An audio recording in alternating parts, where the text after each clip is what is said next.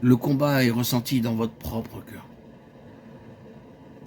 Ceux qui peut-être font usage d'un langage très hardi au sujet de la victoire du calvaire et tout ce genre de choses peuvent n'être en fin de compte que des jouets, des pions pour Satan, dans cette question de la victoire à cause de la justice.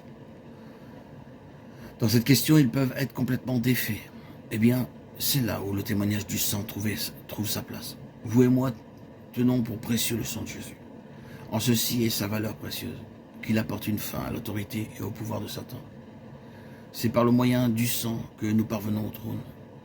Et ne rendez pas cela matériel et objectif pour le moment.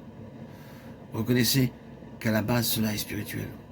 Il s'agit qu'avant tout d'une ascendance spirituelle, d'un règne spirituel et moral. Mais si nous n'entrons pas maintenant cela de façon expérimentale, il n'y a pas beaucoup d'espoir pour nous que nous y entrions en fin de compte, dans les âges à venir. Nous devons connaître quelque chose de ceci dès maintenant.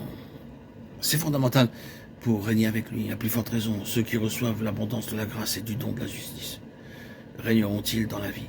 Cela mène une position d'autorité sur un trône, dans un sens spirituel et moral, pour peser sur l'ennemi maintenant. Or, que le Seigneur conserve cette parole dans nos cœurs.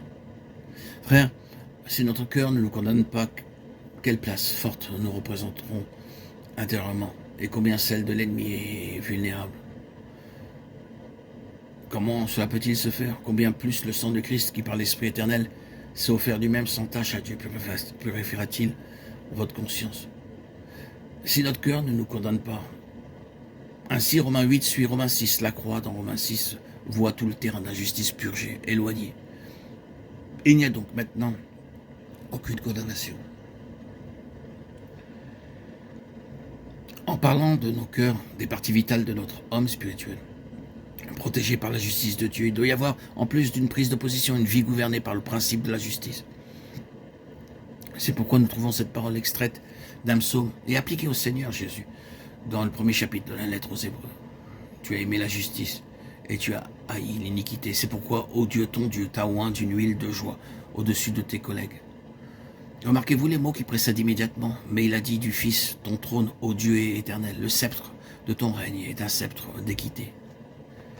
Tu as aimé la justice et tu as haï l'iniquité.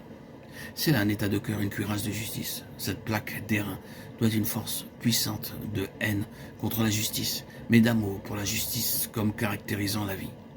Nous devons être concernés et exercer cette question de justice pratique.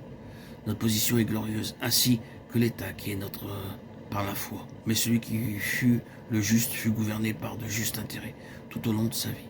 Et de lui, il fut dit, tu as aimé la justice. Je n'irai pas plus loin présentement, si ce n'est de vous rappeler que c'est là ce qui constitue un vainqueur. La toute première application de cette parole revenait à Éphèse. Quel était le problème à Éphèse? Tu as abandonné ton premier amour. Souviens-toi donc d'où tu es tombé. Vous voyez le principe tombé? Cet amour, ce premier amour qui est l'amour de la justice, est une haine de l'iniquité. Cette question de cœur, et c'est de façon ou d'une autre modifiée, détériorée.